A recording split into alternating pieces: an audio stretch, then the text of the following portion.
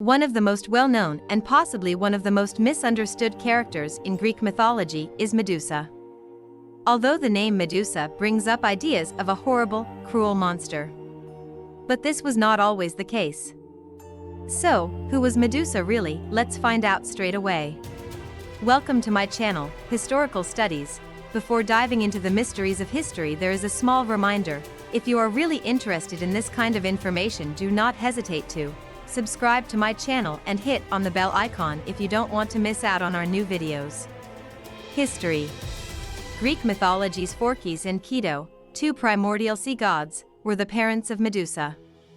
She was one of 3 sisters and was born on the island of Sarpedon. Unlike her siblings, however, she was mortal and therefore vulnerable to the laws of nature and the whims of the gods. Beautiful Medusa was well known for her grace throughout the country. She was so attractive that many men had a strong desire for her. Despite this, however, Medusa made the decision to pledge herself to the goddess Athena for any male attention and take the vows of celibacy that were required of Athena's priestesses.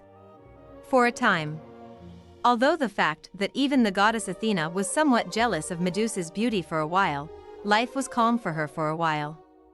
She loved her position in the temple and took pleasure in her routine responsibilities. But as soon as Poseidon saw Medusa, everything changed, and things swiftly got out of hand.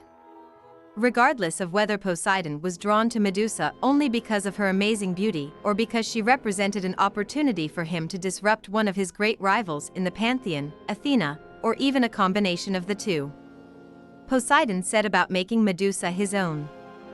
There are numerous versions of the myth, some of which assert that Medusa was seduced by Poseidon and subsequently abandoned her devotion to Athena in favor of him after falling in love with him. According to the most popular story, Medusa kept her loyalty to the goddess and was taken away by Poseidon against her will. The culmination of both versions, however, is consistent with the ravaging of Medusa by Poseidon. Inside the temple of Athena, Medusa is devastated by the events and turns to Athena for help and support, becoming a monster. In the most popular version of the story, Medusa becomes the innocent victim. However, the goddess gets angry with a priestess for no longer being a priestess or a virgin, for allowing herself to be defiled inside her temple, and for getting pregnant with the offspring of her powerful rival Poseidon. Athena blames Medusa entirely and punishes her by transforming her into a monster, a terrible beast with bronze hands and wings and a venomous nest of snakes for hair. She is given the power to turn anyone who looks into her eyes immediately to stone, a deadly power, but also a cruel curse to ensure her permanent loneliness. When her 2 sisters attempt to defend Medusa, Athena's terrible anger remains unabated, and all that results is their punishment.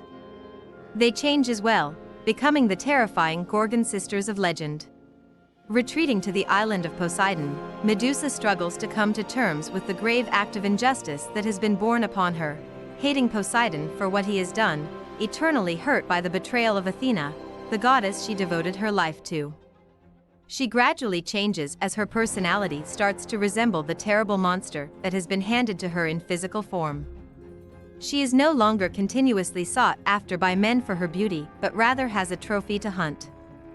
As a result of her change, she kills all those who attempt to harm her, her reputation and legend growing immeasurably, that is until one hero arrives to claim her head. Perseus. Perseus stands out from the other hunters because he gets divine assistance, which makes him unique. Perseus was allowed to openly appeal to the gods for assistance in his mission to kill Medusa because he was Zeus's son. Hephaestus gives him a powerful sword, Hermes gives him winged sandals, Athena gives him a mirrored bronze shield, and Hades gives him an invisible helm. With these divine abilities at his fingertips, Perseus sneaks into Medusa's cave and, using the mirror shield to see without gazing directly at her, defeats her by striking her with the divine sword. The moment her head was severed, to the surprise of Perseus, the 2 children of Poseidon that had been inside her sprang forth, fully formed. One was Pegasus, a well-known figure from Greek mythology who was entirely white and had wings.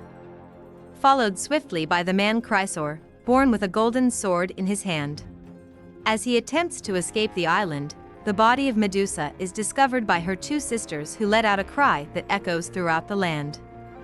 They hunt desperately for Perseus, but he is able to slip away with the head of Medusa, which, even when severed from her body, retained its power of petrification.